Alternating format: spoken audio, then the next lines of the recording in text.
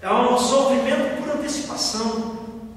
Já prevendo a doença dentro do seu próprio corpo. Isso tudo causa o quê? Causa ansiedade, irmãos. Os nossos filhos saem para a escola.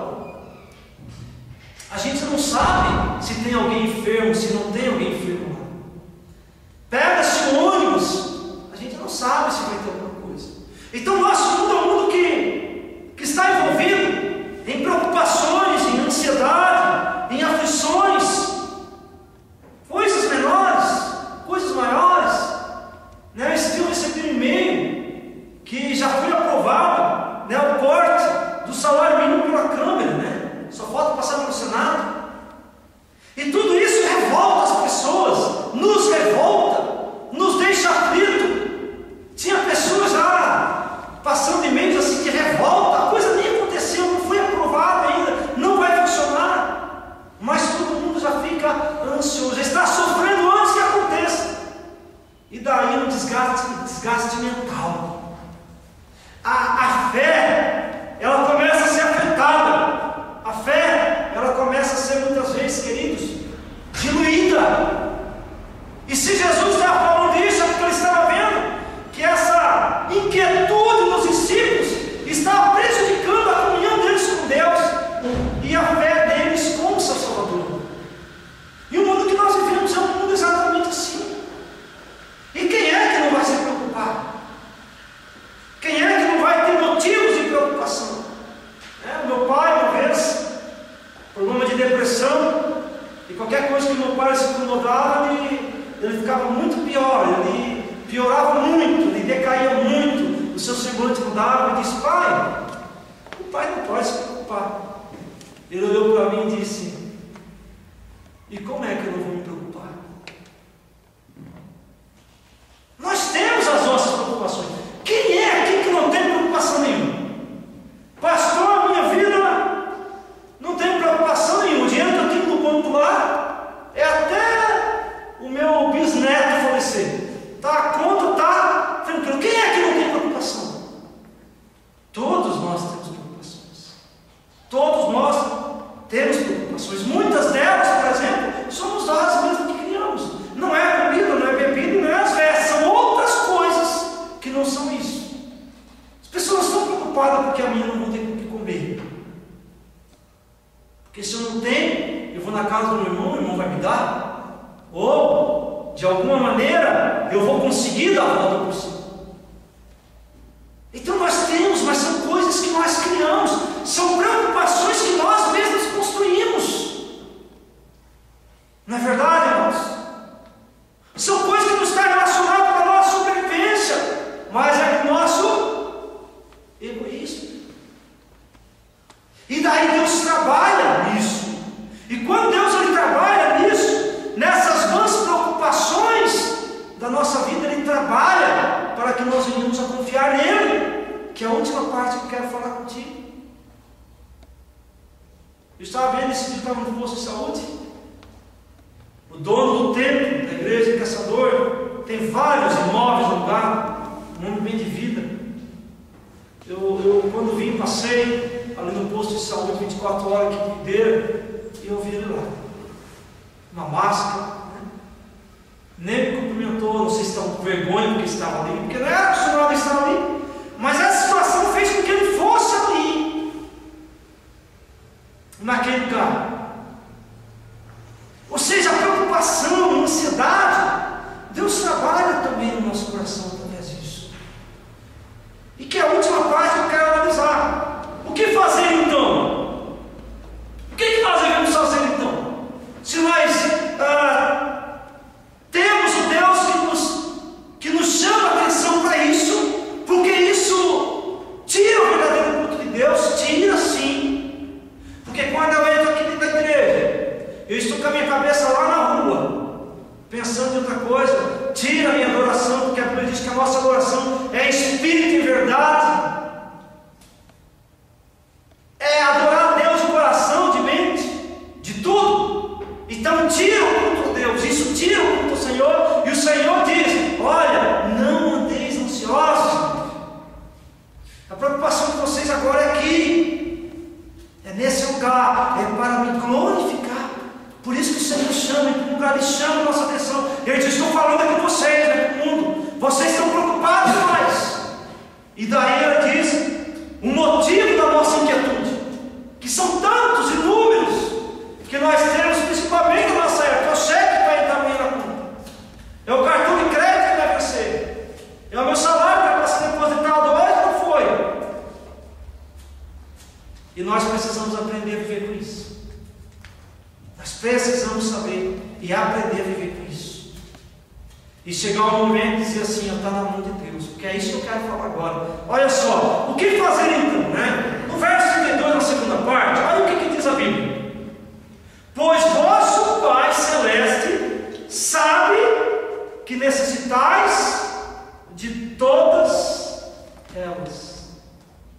Quero que você feche os olhos e diga assim: o meu Pai Celeste sabe de tudo que eu necessito. Ou seja, Deus, Ele está sabendo o que você está passando, o que você necessita. O Senhor sabe o que eu necessito, o que eu preciso. Ele sabe. Ele sabe tudo que você está passando, o que você precisa, o que você necessita. Aí está a nossa atitude agora: confiar em Deus. Diga: confiar em Deus. Confiar em Deus. A irmã esteve lendo o texto aqui que dizia: entregue o teu caminho ao Senhor, confia nele, e o mais Ele fará. Só que nós não entregamos as nossas preocupações ao Senhor. Nós pegamos as nossas mãos e dizemos: isso é eu que vou resolver, é eu que vou fazer. Com as minhas forças eu vou resolver. E o Senhor diz: entrega os teus caminhos para mim, daqui. Eu digo: não, Senhor, deixa comigo.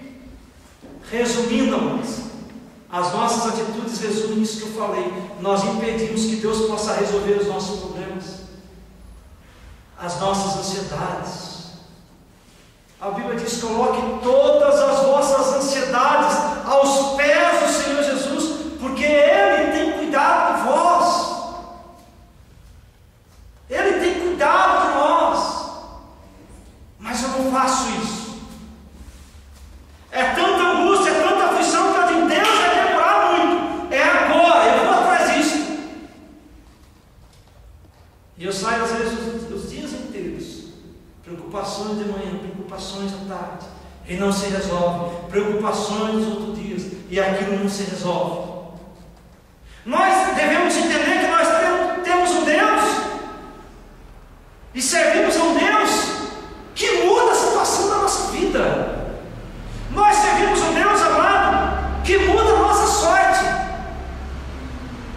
Nós servimos um Deus que tem o poder de, mesmo que o documento não tiver assinado, Ele resolver essa situação para nós, mesmo com o documento não assinado. Porque Deus é poderoso. E a Bíblia nos ensina, a Bíblia nos mostra várias situações de pessoas que estavam para morrer e Deus salvou. Um deles era um homem chamado Ananias. Lá em Atos capítulo 9, a Bíblia nos diz que Saulo, que não era Paulo ainda, a Bíblia diz que Paulo não respirava oxigênio. A Bíblia diz lá em Atos capítulo 9 que ele respirava ameaças contra a igreja. O ar que ele respirava era ameaças para matar os cristãos e colocá-los na prisão. E a Bíblia diz que ele estava indo para Damasco, e ele estava indo lá com o intuito de prender, de açoitar, e com toda certeza Ananias estava ali na sua lista. E a Bíblia diz, amados irmãos, que quando ele estava indo na metade do caminho, já haviam notícias que ele estava indo para lá, as pessoas preocupadas, os cristãos preocupados, Ananias preocupado, e de repente a Bíblia diz que o Senhor Jesus aparece para ele em glória, e a Bíblia diz que ele cai do cavalo. A Bíblia diz que aquele homem valente, aquele homem robusto, aquele homem robusto no seu ódio, na sua ira, na sua vontade de fazer o mal contra a igreja, aquele homem a cercar os soldados ali em casa, diz que ele é levantado cego. Né? E o Espírito de Deus diz a Ananias: olha, Ananias, eu vou mandar alguém para você colocar as mãos sobre a cabeça dele e orar. E Ananias, curioso, querendo saber: quem é, Senhor? É Saulo. E Ananias diz: Senhor, mas esse homem tem matado, tem perseguido, tem maltratado cristãos. E Deus diz para Ananias: pois é, Ananias, eu coloquei ele debaixo das tuas mãos. Você vai orar por ele. E pela tua oração ele vai se levantar, ele vai ser batizado, e ele vai ser um vaso precioso, meu Deus. Ele vai saber o quanto vale sofrer pelo meu nome. E Deus, ele muda aquela situação. Quando nós olhamos a palavra de Deus em Jeremias 38, verso 7, se você puder acompanhar comigo, Jeremias 38, verso 7, a palavra de Deus. Um homem que estava também para morrer, um tipo de morte muito terrível. Jeremias capítulo 38, verso número 7.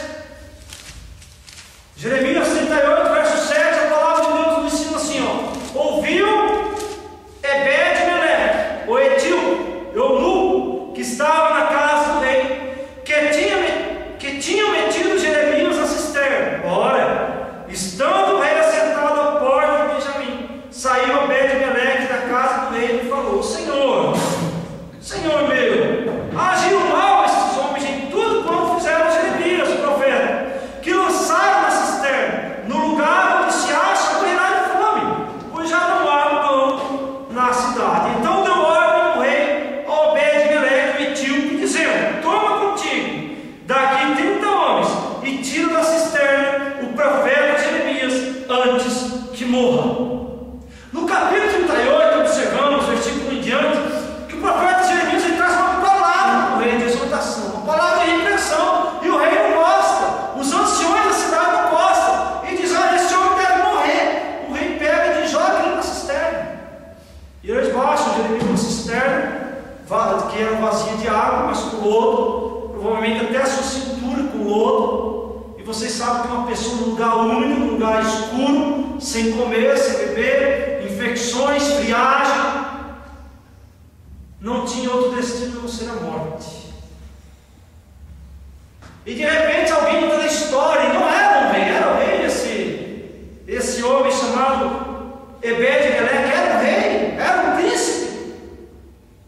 Ele era um ancião, não era? Ebed-Meleque era um eunuco. Ele era etíope, não era da raça judaica. E ele chega diante do rei com toda simplicidade: ó rei, eu acho que fizeram errado o profeta Jeremias, jogaram o profeta lá no lodo, jogaram ele lá para morrer. Eu, na minha opinião, acho que isso está errado, ó rei. E o rei, do nada, contrariando os anciões, contrariando os príncipes, contrariando todo mundo, diz: olha, pega esses 30 homens e vai lá tirar Jeremias. Ou seja, nós servimos um Deus que ele cria situações. Se nós